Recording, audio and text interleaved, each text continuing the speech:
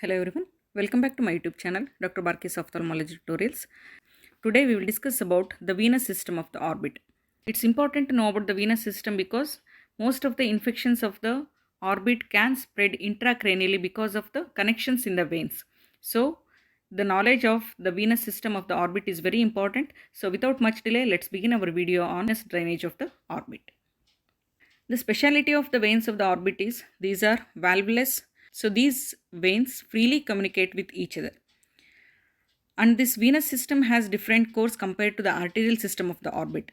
That is, the veins lie within the connective tissue septa of the orbit, whereas the arteries pass through the septa. Okay. And in the veins of the orbit, we have three main veins. That is superior ophthalmic vein, inferior ophthalmic vein, and the central retinal vein. Coming to superior ophthalmic vein. Superior ophthalmic vein is the larger vein of the orbit and it is formed by the angular vein and the supraorbital vein. Okay, so these two veins will combine to form the superior ophthalmic vein, which also has tributaries from so many small veins of the orbit.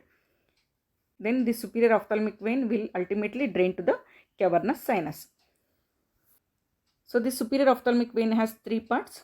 The first part lies within the anterior orbit, the second part in the muscle cone, and the third part which is draining into the cavernous sinus.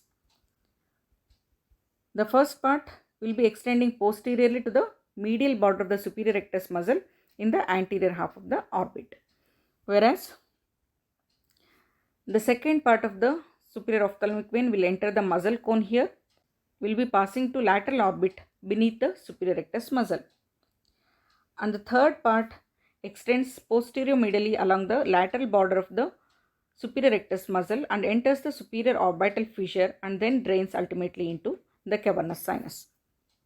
So what is the clinical importance of the superior ophthalmic vein? So this can be a path for spread of infection from danger triangular area of the face to the cavernous sinus and even to the pterygoid plexus. It can also be affected in the AV fistulas. So this is about one of the major veins of the orbit, that is superior ophthalmic vein. Then moving on to the inferior ophthalmic vein. So this inferior ophthalmic vein forms inferolaterally as a plexus and passes posteriorly adjacent to the inferior rectus muscle. So this is the inferior ophthalmic vein which is seen here, and ultimately it will divide into two parts. One branch will be draining into the cavernous sinus and the another branch will be draining into the pterygoid plexus. And this inferior ophthalmic vein is formed by so many small veins like vertex veins, muscular veins, and even the medial and the lateral collateral veins. The clinical importance of this inferior ophthalmic vein is it can be affected in periorbital cellulitis, which will compress the inferior ophthalmic vein, leading to edema of the conjunctiva and the orbit. Coming to the next vein, that is central retinal vein.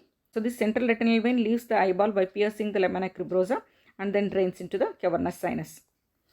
So these are the three main veins of the orbit, that is superior ophthalmic vein, inferior ophthalmic vein, and the central retinal vein. So hope this video on the venous system of the orbit is helpful to you. If you like my videos, please do subscribe to my channel. Press the bell icon for further notifications. Please do like and share my videos and leave your valuable comments. Thank you so much.